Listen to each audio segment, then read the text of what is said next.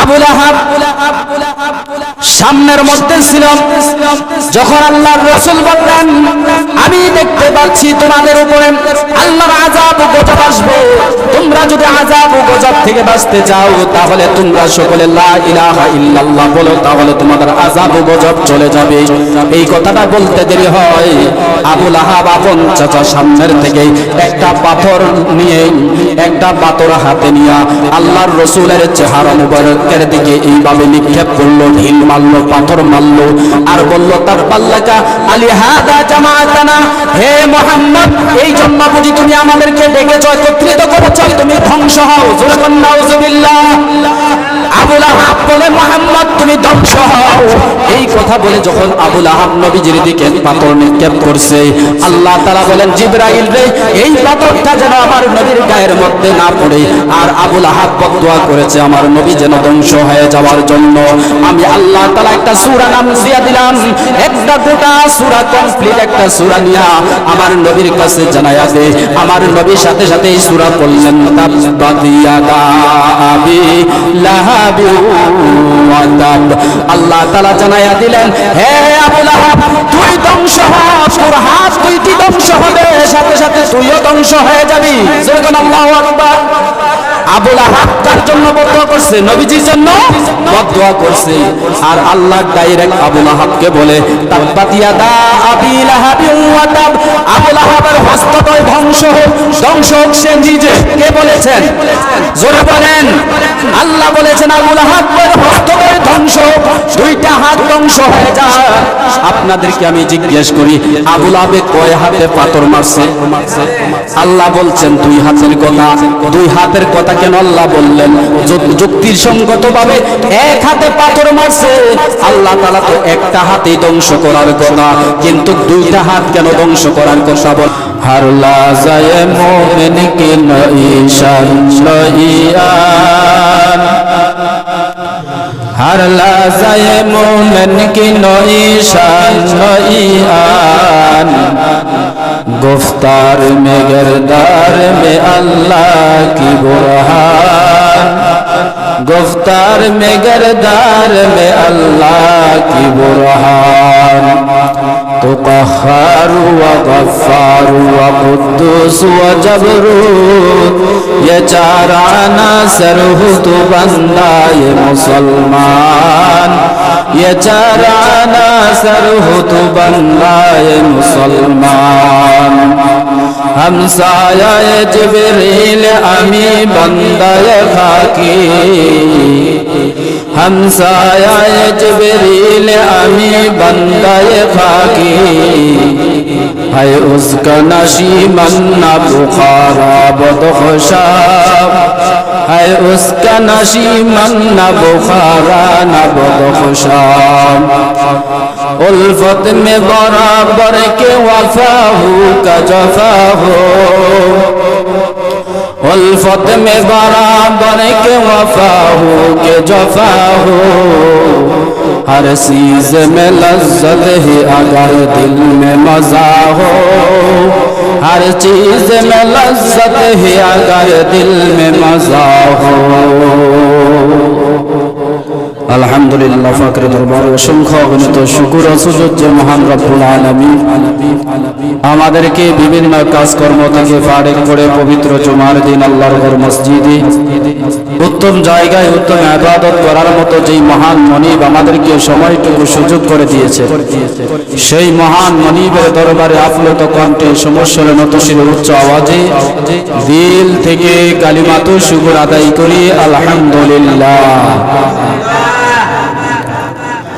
আল্লাহ তাআলার দরবারে আর অসংখ্য অগণিত শুকর ও সুজুদ যে মহান রব্বুল আলামিন আমাদেরকে দয়া করে মায়া করে ভালোবেসে আল্লাহ তাআলার নৈকট্য লাভের উসিলায় আগে আগে মসজিদে আসার বসার তৌফিক দান করেছেন, সেই মহান মনিবের দরবারে আরো একবার কালিমাতু শুকর আদায় করি আলহামদুলিল্লাহ।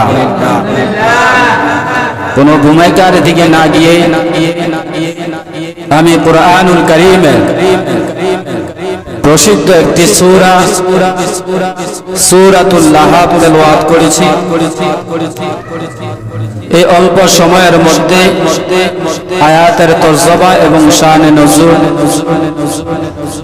এর নাজিল করার প্রেক্ষাপট নিয়ে কিছু আলোচনা করব। আল্লাহ তাআলা যেন আমাদেরকে এই কথাগুলি শুনে আমল করার তৌফিক দান করেন, সকলে বলি আমিন। কুরআনুল কারীমের 100 সূরার মধ্যে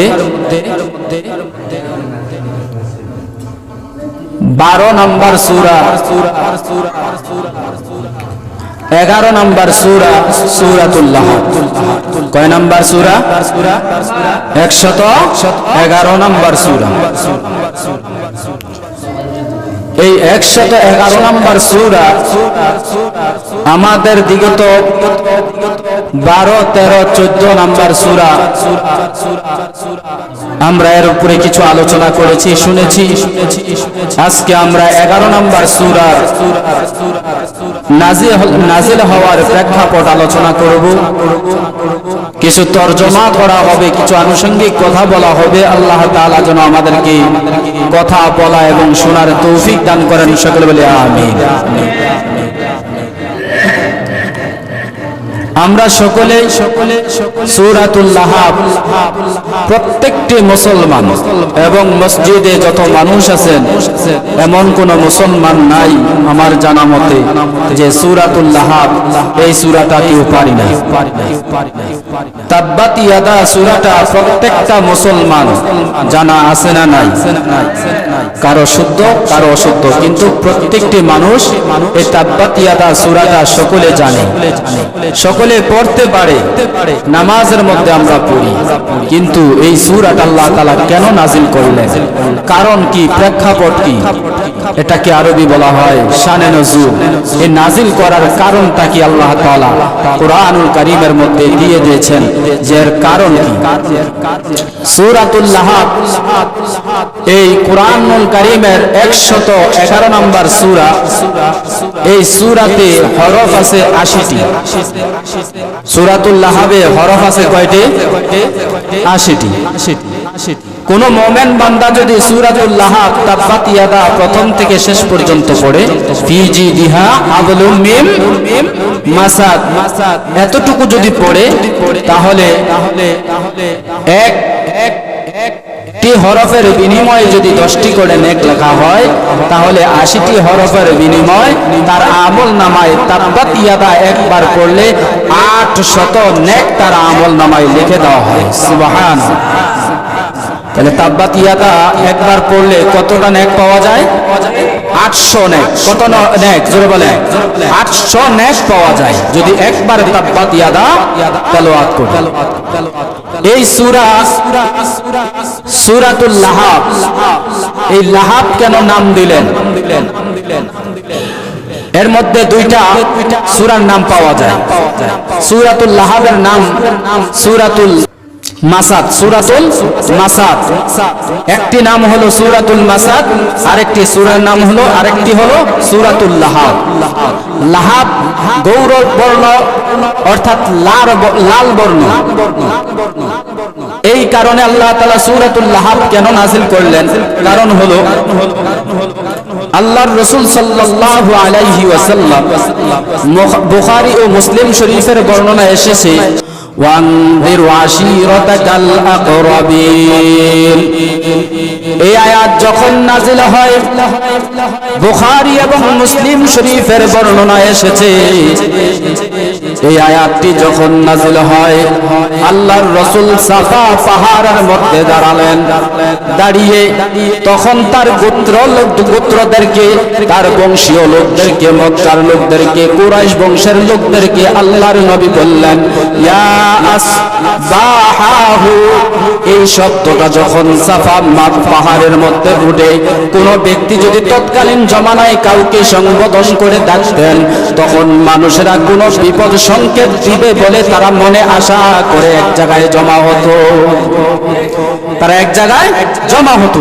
আল্লাহর রাসূল যখন বললেন, ইয়া আসবাহু, হে মক্কাবাসীরা তোমরা একত্রিত হও, তখন কুরাইশ বংশের মক্কার সমস্ত লোকেরা সাফা পাহাড়ের চতুর্দিকে একত্রিত হলো।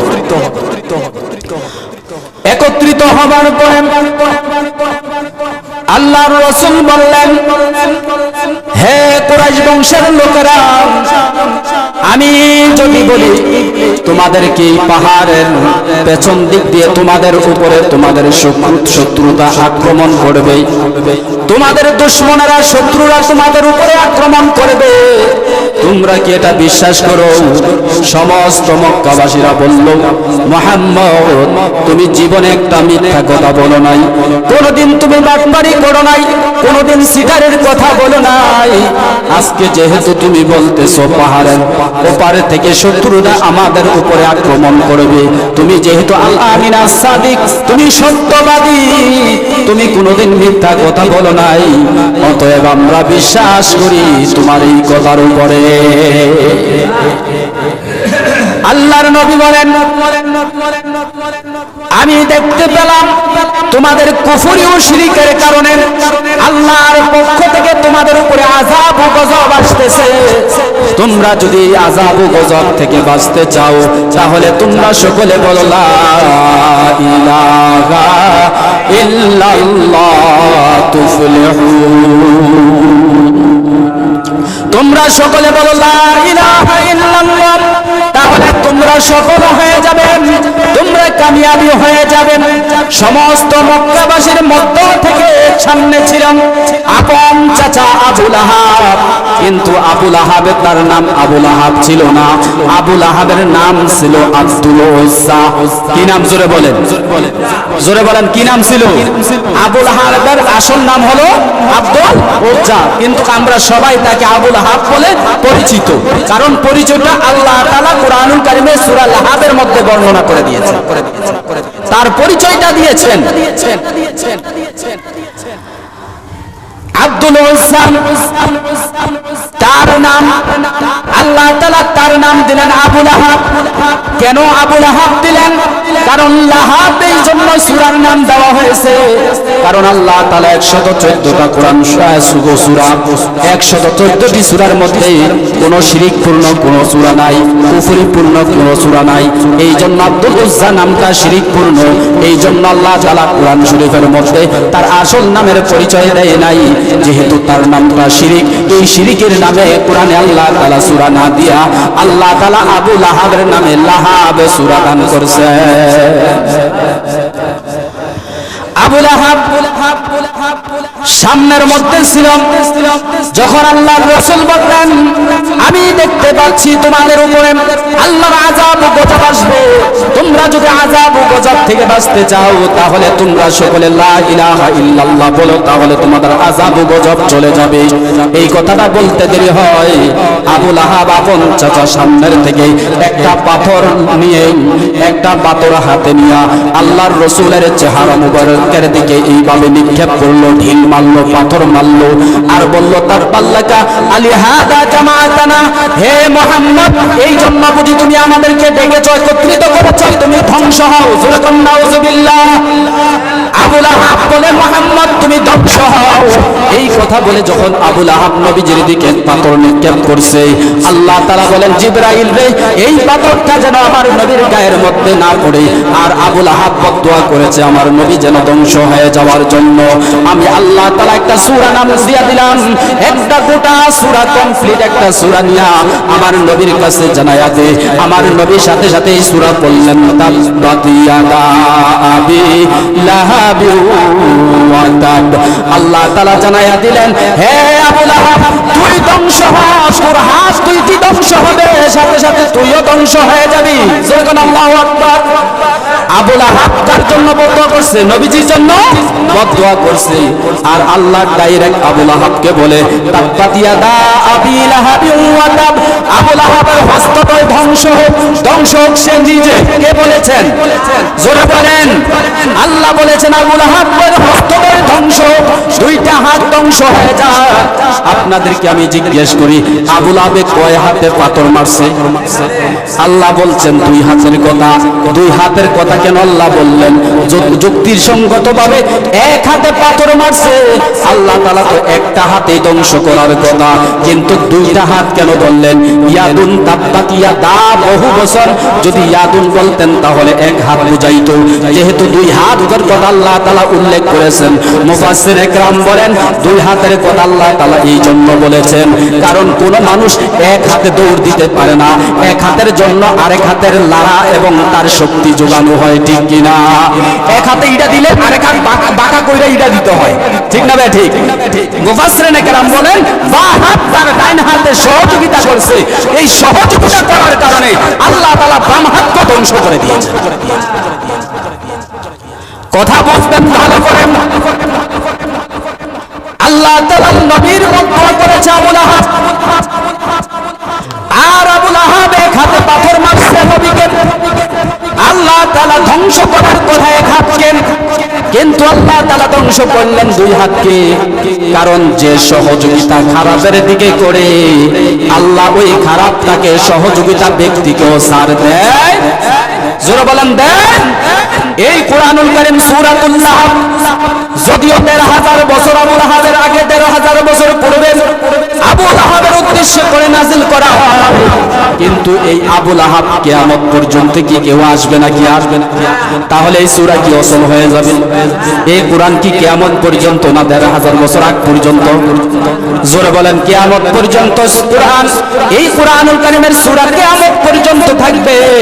বুঝতে হবে এই দুনিয়ার মধ্যে আবু লাহাব থাকবে না, কিন্তু আবু লাহাবের উত্তরসূরিরা থাকবে, ঠিক কিনা? আবু লাহাব থাকবে না, কিন্তু আবু লাহাবের উত্তরসূরিরা থাকবে। এই জন্য আল্লাহ বলে দিলেন শুধু এটা এখনকার জন্য নয়, মুফাসসিররা বলেন কিয়ামত পর্যন্ত, যেহেতু নবীদেরকে আবু লাহাব পাথর মারছে, নবী যেহেতু আসবে না, নবীর দায়িত্ব দিয়েছেন ইন্নাল উলামা ওয়ারাসাতুল আম্বিয়া, উলামায়ে কেরামদেরকে, নায়েবে রাসূলদেরকে, নায়েবে নবীদের দায়িত্ব দেওয়া হয়েছে উলামায়ে কেরামদেরকে। অর্থাৎ কোরআনের বর্ণনা নবীরা যেইভাবে করছে উলামায়ে কেরামরাও এইভাবে বলবে করবে, আর নবীরা করার কারণে নবীদের দুশমনেরা যেভাবে আক্রমণ করেছে, ঠিক উলামায়ে কেরামরা যখন এই কোরআনের কথা বলবে তখন এই উলামায়ে কেরামদেরকে আবু লাহাবের উত্তরসূরিরা তারাও আক্রমণ করবে। বুঝতে হবে এই কোরআন কিয়ামত পর্যন্ত কিভাবে প্রমাণ করে। আবু লাহাব থাকবে না, আবু লাহাবের উত্তরসূরিরা আছে না নাই? আমার ভাইরা, আল্লাহ তাআলা বললেন তাব্বাত ইয়াদা আবি লাহাবি ওয়া তাব, আবু লাহাবের হস্ত দুই হাত ধ্বংস হোক, ধ্বংস হোক সে নিজেই। মা আগনা আনহু মালুহু ওয়া মা কাসাব, আল্লাহ তাআলা বলেন মা আগনা আনহু মালুহু ওয়া মা কাসাব, কোন কাজে আসে নাই তার সন্তান এবং ধন সম্পত্তি যা সে উপার্জন করেছে। আবু লাহাব যা উপার্জন করেছে তার কোনো কিছু কি আসে নাই, কাজে আসে নাই। মুফাসসিরিন একরাম বলেন যখন আল্লাহ তাআলা বললেন আবু লাহাব ধ্বংস হোক, আবু লাহাব তখন বলে হে মুহাম্মদ তুমি আমাকে কবিতা শোনাও, আমি ধ্বংস হব। তুমি তো জানো না আমি আবু জাহেলের ধর্ম উপদেষ্টা মন্ত্রী। আমি কি মন্ত্রী? আবু জাহেলের ধর্ম উপদেষ্টা মন্ত্রী। আমি একজন সরকারি লোক, আমি একজন ক্ষমতাশীল লোক, আমি বুঝি ধ্বংস হয়ে যাব? তুমি এতটা বোকা মনে করো না, আমি একজন ধর্মমন্ত্রী, আমাকে ধ্বংস করা এত সহজ নয়। দ্বিতীয় হলো আমার যেই পরিমাণ অর্থ সম্পদ আছে তোমার 14 গোষ্ঠীকে কিয়ামত পর্যন্ত আমার এই অর্থ সম্পদ শেষ হবে। শুধু তাই নয়, আমার যে সন্তানের ক্ষমতা আছে এই সন্তানেরা আমার অর্থ সম্পদ এবং আমার ক্ষমতাই আমাকে বাঁচাইয়া রাখবে। কে বলছে? আবু লাহাব। কে বলছে? জোরে বলেন। আবু লাহাব বলছে আমার ক্ষমতায়, আমার অর্থ সম্পদে আমার সন্তানেরা আমাকে টিকিয়ে রাখবে, আমি কি হব না? ধ্বংস হব না, হব না, হব না। আল্লাহ তাআলা এই আয়াত যখন নাযিল করে দিলেন, আবু লাহাব খুব রাগান্বিত হয়ে বাড়িতে যাইয়া সন্তানদেরকে ডাইকা বলে সন্তানেরা এই মুহূর্তে যদি তোমরা মুহাম্মদকে অপমান না করো, মুহাম্মদকে যদি তোমরা অপদস্থ না করো তাহলে তোমাদের চেহারা আমাকে দেখাইবা না। সব রাগ হয়ে গেল, কারণ সে তার স্ত্রীর কাছে যাইয়া বলে আমাকে মুহাম্মদ আমার নামে বানায়া বানায়া কবিতা বলে দিয়েছে। আসলে এটা কি কবিতা না সূরা? জোরে বলেন, কবিতা না সূরা? আবু লাহাব বলে আমাকে বানায়া বানায়া কবিতা বলা হয়েছে, আমি নাকি ধ্বংস হয়ে যাব। আমি জানতে চাই আমার ছেলেরা এর প্রতিশোধ নেবে কিনা। তার সন্তানের মধ্যে দুইটা সন্তান খুব খারাপ ছিল, একজন উতবা আরেকটা উতাইবা। এই দুইজন সন্তানের রাসূল করিম সাল্লাল্লাহু আলাইহি সাল্লামের দুই মেয়েকে বিবাহ করেছিল। উতাইবা ছিল সবচেয়ে দুশ্চরিত্রবান। উতাইবা ডাক দিয়া বলে আব্বা তুমি একটু দাঁড়াও, আমি এই মুহূর্তে যাইয়া মুহাম্মদকে অপমান করে আসতেছি, আর যেই অপমানটা দেব তুমি শুনলে খুশি হয়ে যাইবা। এই কথা বলে উতাইবা দৌড় দিয়া রাসূল করিম সাল্লাল্লাহু আলাইহি সাল্লামের কাছে গেলেন। আল্লাহর রাসূলের কাছে যাইয়া আল্লাহর রাসূলের চেহারা বরাবর থুতু নিক্ষেপ করেছে। থুতু নিক্ষেপ করে বলে হে মুহাম্মদ এই মুহূর্তে তোর মেয়েকে আমি তালাক দিয়ে দিলাম। সূরা নাউযুবিল্লাহ। আল্লাহর নবী বলেন আমার জীবনে আমি কখনো এর চাইতে বড় কষ্ট পাই না। আমার মেয়েকে আমার চোখের সামনে থুতু দিয়ে নিক্ষেপ করেছে। আল্লাহর রাসূল যেই যন্ত্রণা পেয়েছেন, কষ্ট পেয়েছেন, আল্লাহর রাসূল বলেন এর চাইতে আমার জীবনে আর কোনো কষ্ট আসে। কারণ ওই বাবাই জানে যেই বাবার জীবদ্দশায় কোনো মেয়ে তালাক প্রাপ্ত হয়ে যায়, ওই তালাক প্রাপ্ত মেয়েটা ঘরে রাখা বাবার জন্য কতটুকু বোঝা। যেই ঘরের মধ্যে এমন মেয়ে আছে সেই বাবাই বুঝে। এবার আল্লাহর রাসূল সাল্লাল্লাহু আলাইহি সাল্লাম কষ্ট পেয়ে আল্লাহর কাছে দোয়া করলেন, বদদোয়া করলেন, হে আল্লাহ তোমার কুকুরগুলো থেকে একটা কুকুর উতাইবার উপরে চড়াও করে দিও। আল্লাহর রাসূল এই কথা বলার পরে উতাইবা হাসতে হাসতে দৌড় দিয়া মার কাছে বাবার কাছে যাইয়া বলে ও বাবা আমি মুহাম্মদের চেহারা বরাবর থুতু নিক্ষেপ করে তার মেয়েকে তালাক দিয়ে আসছি। মা ডাক দিয়া বলে বাবা এত বড় কাজটা যে তুমি করেছো মুহাম্মদ কি কিছু বলেছে? বলে হ্যাঁ মুহাম্মদ বলেছে। কি বলেছে? বলে মুহাম্মদ বলেছে আল্লাহ তোমার যতগুলি কুকুর আছে এই কুকুরগুলি থেকে একটা কুকুর আমার উপরে যেন চড়াই করে দেওয়া হয়, আমার উপরে যেন লেলিয়ে দেওয়া হয়। মা ডাক দিয়া বলে বাবারে আব্দুল্লাহর বেটা মুহাম্মদ যখন যা বলে তাই হয়ে যায়, আমার অতএব ভয় হয় আজকের থেকে তুমি আমার সামনে থেকে আর কোথাও যাবা না, আমার সাথে সাথে থাকবা, না হয় যে কোনো মুহূর্তে একটা কুকুর আইসা তোমাকে ধ্বংস করে দিবে। তার সম্পদ তার অর্থ করি এক সময় আবু লাহাব তার সন্তানকে নিয়ে এই কুকুরের পরে মক্কার জমিনে থাকবে না। তার সন্তান উতাইবাকে নিয়ে ব্যবসার উদ্দেশ্যে সিরিয়া চলে যায়। আজকে মুসলমানদের সুসংবাদ হলো শত বছর জিহাদ করে আজকে মুসলমানরা সিরিয়া মুসলমানদের জয় হয়ে গেছে। ইংরেজরা এই শাসন করেছিল, সেই সিরিয়ার ভিতর চলে গেল। সিরিয়ায় যাবার পরে এই সিরিয়াতে তার মেয়েকে বিবাহ করাবে। এই সর্বপ্রথম ইতিহাসের মধ্যে লেখা হয় 3 দেশের মধ্যে বিবাহ শাদী সর্বপ্রথম করানো হয় এই উতাইবাকে আবু লাহাবের সন্তানকে। কারণ সে আবু লাহাব চিন্তা করে দেখেছে এই মক্কার জমিনে আমার মেয়ে আমার ছেলেকে আর বিবাহ করাবো না, আমার মেয়ে আমার ছেলেকে সিরিয়ার মধ্যে নিয়ে বিবাহ করাবো। এই জন্য দেখবেন এই আবু লাহাব মার্কা কিছু লোক আছে দেশের ধার্মিকতা মেয়ে পছন্দ হয় না, বিদেশে নিয়ে কিছু সন্তান বিদেশে বিয়ে করে আসে না। এই ইতিহাস শুধু সূরা শুনলে হবে না, সূরার সাথে প্র্যাকটিক্যাল মিলাতে হবে। আমার ভাইয়েরা সিঁড়ি নিয়ে গেছে বিবাহ করার জন্য। প্রথম রাত্রে তার সন্তানকে দোতলা বাড়ির মধ্যে রাখছেন। রাতের বেলায় তার কতগুলা ফিট করে রাখছে। কিসের ভয়ে? আর জোরে বলেন কিসের ভয়ে? আমার ভাইয়েরা এবার রাতের বেলা দোতলার মধ্যে রাখছে। আল্লাহ তাআলা জাহান্নাম থেকে একটা কুকুর পাঠাইয়া দিলেন। ওই কুকুরটা আইসা আবু লাহাবের মুখভঙ্গি, না না আল্লাহর রাসূলের যে ইঙ্গিত, আল্লাহর পক্ষ থেকে যে গজব, এটা তো উতাইবা না, আরেকজনের লোক দারওয়ান ঘুমিয়ে আছে, দারওয়ানের মুখ শুনবে না, এটাও উতাইবা না। আরেকটা লাফ দিয়া দোতলার মধ্যে উঠা দেখে, নাক শুইঙ্গা দেখে, এটাই উতাইবা। আর দেরি করা নাই, মুফাসসিরিনে কেরাম লেখেন উতাইবার মুখটা কামড় দিয়া ছিঁড়ে কলিজাটা বের করে যখন চলে যাচ্ছে, ছেলে একটা চিৎকার দিয়ে বলে, ও আব্বা।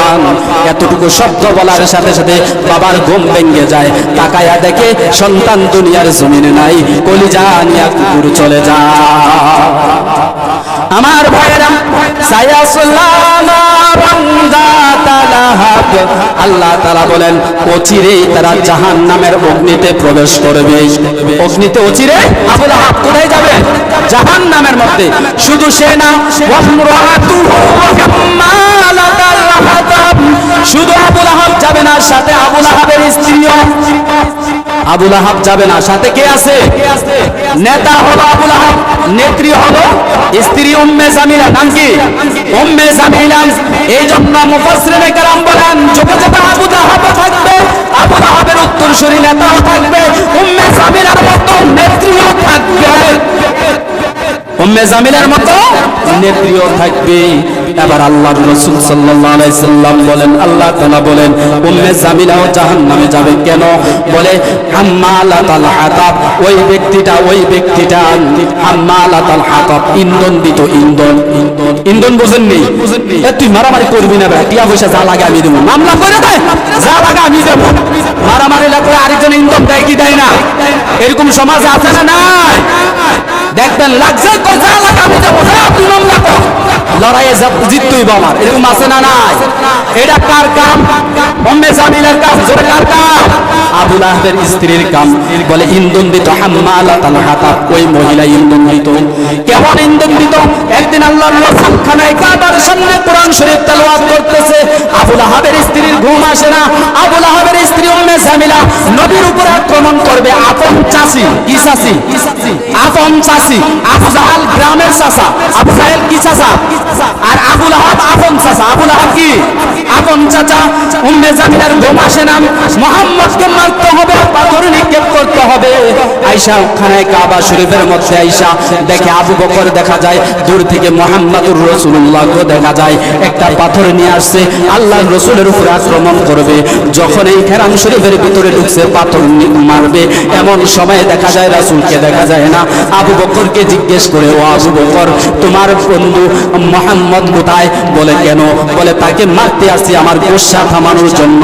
তাকে যতক্ষণ পাথর না মারতে পারবো ততক্ষণ পর্যন্ত আমার ঘুম আসবে না। তুমি বলো কোথায় আবু বকর? আল্লাহর রাসূলের সহ্য হয়, আবু বকরের সহ্য হয়ে যায়।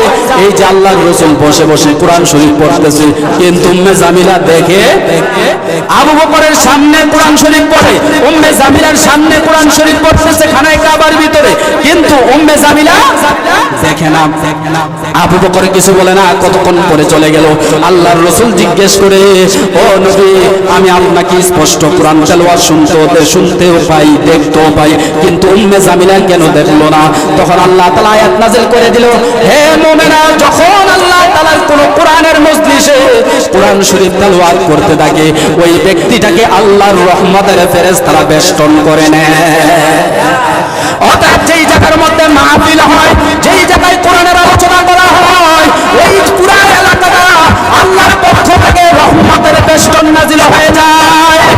শুধু তাই নয়, আল্লাহর রাসূল বলেন যেই জায়গায় কোরআনের কথা বলা হয়, ওই জায়গায় একজন হক্কানি উলামায়ে কেরাম যখন পায়ে রাখে, আল্লাহর নবী বলেন কম পক্ষে ওই গ্রামের কবর আযাব 40 দিন আল্লাহ মাফ করে দেয়।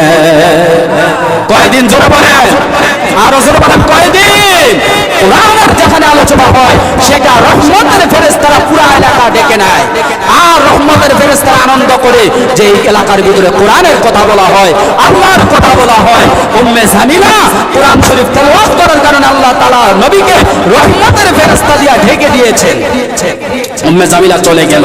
শুধু তাই নয়, ফি জিদিয়া হাবলুম মিন মাসাদ, আল্লাহ তাআলা বলে দিলেন এই উম্মে জামিলা জঙ্গলের ভিতরে লাকড়ি টোকাইতো। কি টোকাইতো? জোরে বলেন, লাকড়ি টোকাইতো। বলে আমার নবীকে তুই আক্রমণ করবি, পাথর নিক্ষেপ করবি, আমার নবীকে মারার জন্য ইন্ধন দিবি।